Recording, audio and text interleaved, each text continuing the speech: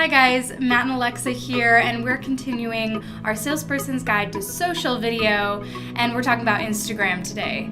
Instagram can be a tricky platform to conquer. Engagement can be a hard thing to achieve on this platform. So we're going to talk today about best practices, engagement. Yeah, we're going to be talking about what video looks like as an Instagram post, as an Instagram story, and on IGTV. We also have a few tips and tools that might help you out as you put together your videos for Instagram. So to get started, we're going to talk about your Instagram feed. When people go to your page, they're going to scroll through your feed potentially before they follow you. And we think it's great for it to look very consistent and appealing to the eye. So kind of go through your brand and figure out what your brand colors are, what your brand style is, and try to keep your Instagram feed consistent with that style. So it's good to caption your videos for Instagram because most people obviously are just scrolling through on their phone and don't have audio. A quick tip that I have, kind of a cheat that I use to caption videos, is I'll actually use the Facebook captioning, which we talked about in the last video. So I'll use my phone and I'll pull up the caption video and I'll just screen record it using the screen recording feature on iOS. So that'll record the video with the captions built in, and then I'll post the screen recording on Instagram. Sometimes I'll put it back through Premiere Pro to clean it up a little bit, but you don't have to do that. If you just want to move fast, you can just throw it into Instagram and post it with the captions. Gary Vee does this a lot, where you'll scroll into one of his videos, you'll see some text that kind of summarizes whatever he's ranting about, and usually that creates enough engagement for you to actually turn on the audio and listen to whatever he's talking about. An easy tool to use to throw some text on the screen is Animoto. Yeah, Animoto is a really great editing tool. We're actually integrated with them, but you can just go on there and upload your videos and arrange them in the order you want, or if it's just one clip, you can just use that and slap some text on there to stay at the bottom. It's also really easy just to download your BombBomb videos. So if you have a great evergreen video you're wanting to reuse on Instagram, you can easily download that. And then if you're wanting to add captions, you can upload it to Animoto, get those captions on there, and then you can share it to Instagram. It's good to take a little time and think about the copy in your post and how you can use that to create more engagement. The goal should always be to create a conversation, and asking questions is a great way to do that. And then you can always ask follow-up questions in the comments to keep the conversation going. Recently, there have been some people saying that hashtags are irrelevant, don't use them. I think that's false. We use hashtags on a lot of our posts, but you do have to be careful to use relevant hashtags. So it's important to use hashtags that are related to your video and not just slap on hashtags that are really popular for the moment. A lot of people like to use really general hashtags like inspire or beautiful, but that's not going to get you the followers that really care about your product. So we use a lot of hashtags around here that are related to video email tips, video marketing.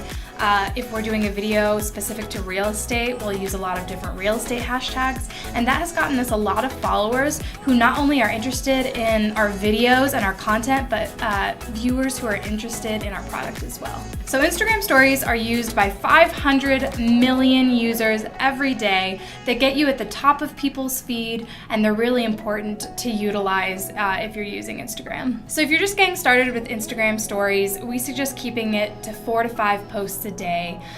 People like Gary Vee can get away with a ton of posts a day, but he also has a whole team creating awesome content.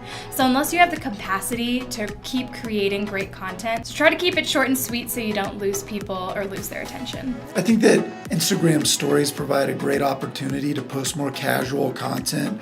It doesn't have to be quite as formal as like a traditional Instagram post or Facebook post for that matter. That goes for Instagram Live as well. It's very different from Facebook Live, where you can only go live from your phone. It's more raw and off the cuff, and I think Instagram stories allow that opportunity to just be more spontaneous and create content that's less produced and feels more authentic sometimes.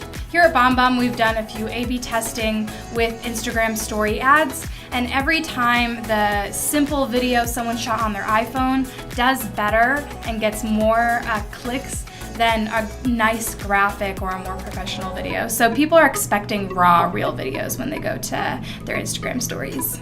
which is great because that means less production time for YouTube. You can just simply grab your phone and shoot your content, post it, and then be done, and then move to the next thing. One cool thing you can do on Instagram Live is you can do a Q&A session. So you can have a poll at the bottom while you're live so people can ask you questions and then you can answer those questions live. So if you're gonna do a live Q&A, maybe plan to go for about 20 to 30 minutes on this, just so people have time to get on and ask questions. If you do it too fast, you won't get probably as much content as people would like. Another cool feature is that you can actually invite someone into your live stream and have a live conversation. And so it's a great platform just for like interviews, because you can go live, invite the person into it, and have that conversation live for your Instagram audience. So IGTV is Instagram's solution for long-form content. It's a competitor with YouTube basically for mobile. In terms of the kind of content you post on there, you can treat it more like the content you post on YouTube, which we'll talk about in a future episode.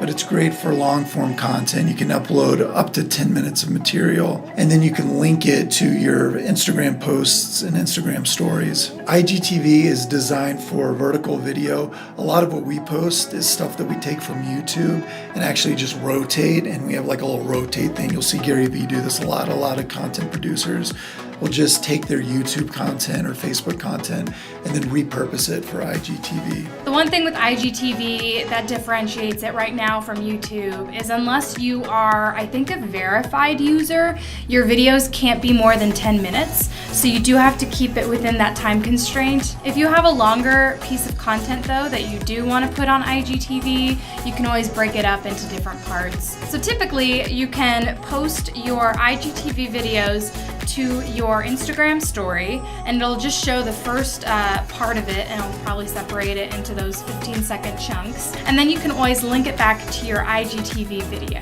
And you'll have to do this individually for each clip it separates it into.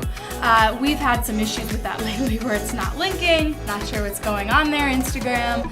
But normally you can link to your IGTV video so people will see it on your story, and then they'll head over there and watch the full version. We think it's important to be intentional about asking people to comment on your post. So ask them a good question, for example, like, and you can do this now, what is your best performing Instagram post and why did it perform so well? So leave us a comment. We'd love to hear your thoughts and interact with you. And that brings us to another important point. Make sure you're going to their pages and interacting with some of their content as well. Yeah, you don't necessarily always have to start the conversation on your own page. You can go to other people's pages and join in on a conversation. So one last thing I'm going to touch on is what we like to call a unicorn post. So I went to a conference last year, and one of the speakers worked for a restaurant, and he said, no matter what they did, no matter what they posted on social media, the post that always did the best was when they posted about margaritas. And he said no matter what, a picture of a margarita would always get the most likes, always get the most comments, and he called it like their unicorn post. So here at BombBomb, I know for a while we were like, what's our margarita post? Like, what's our margarita? And we finally realized whenever we post about gear or talk about video gear, our fans get really excited, want to join in on a conversation, talk about their favorite gear, learn gear recommendations. So that's kind of our unicorn post, and we know it'll always do really well on social. So one thing you can kind of do as you look at your Instagram is stop and think through what could be your unicorn post or what has already been that for you, and how can you utilize that to get more engagement. Thanks for watching this episode of our Salesperson's Guide to Social Video series. If you have any questions about Instagram and using video on Instagram, drop a comment. We'd love to interact with you. Our next episode is going to be about creating video for YouTube. So we kept this episode brief, but if you're wanting more Instagram tips, download our Salesperson's Guide to Social Video. That's in the post copy above.